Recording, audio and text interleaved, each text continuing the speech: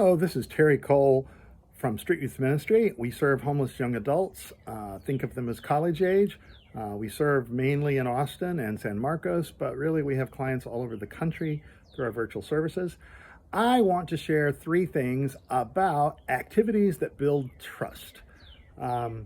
If you've ever been a public speaker or a workshop, practitioner, or even attended them, you know that icebreakers are often the way people try to achieve trust rapidly.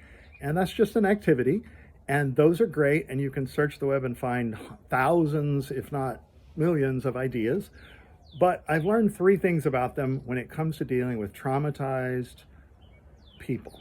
So the first thing is an awful lot of the icebreakers involve some kind of physicality. Competition and physicality.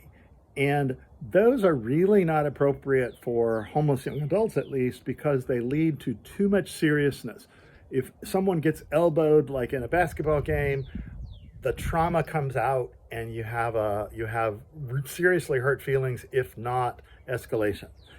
And so you'll spend too much of your energy trying to de-escalate things that come from the physicality of it. Not to mention, physicality can bring up issues in the second thing I'm going to talk about. So on to the second thing. A lot of icebreakers include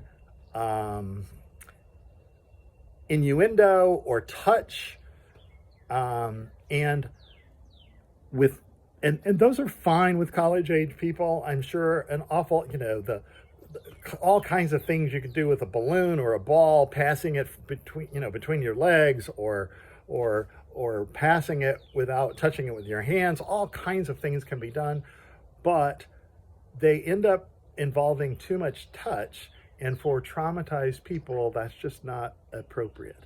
And it also brings in the door for innuendo, sexual innuendo, or body part innuendo, or gender innuendo. All kinds of things creep in there, and for traumatized people, it's just not appropriate. So those don't work very well, and you'll spend too much of your time defending your activity rather than building trust.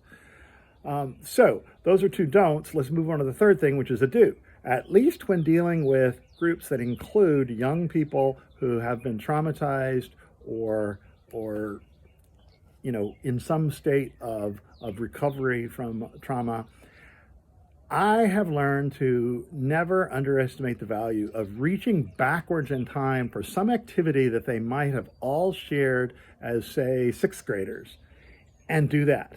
It's shocking how well coloring books work. It's shocking how well Legos work. It is shocking how well the board games like Candyland and Operation work. And they sound foolish, but if you'll give them a try, you'll be surprised at how well they work. And I personally think it's because of the trauma factor in so many of our group participants, in these activity participants. So that's three things. Avoid physicality with traumatized groups when building trust.